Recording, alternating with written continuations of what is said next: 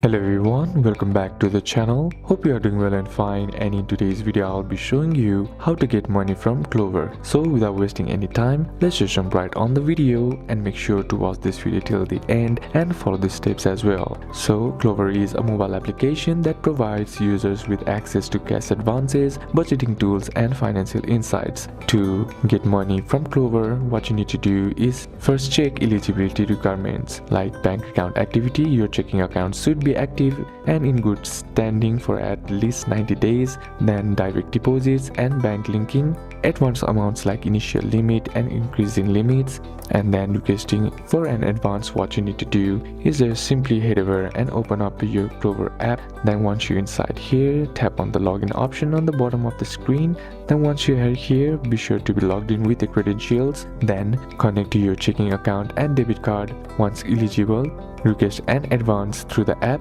Now choose between standing delivery free, typically takes 1 to 3 business days, or express delivery, fees apply, funds available within hours. And next is to earn points for advance by watching ads, completing surveys, scanning receipts and participating in offers. So these are a couple of steps that you can apply, and that's it for today's video guys. Hope this video was useful to you. Leave a like if it did, comment down any questions that you have, and see you soon on the next one.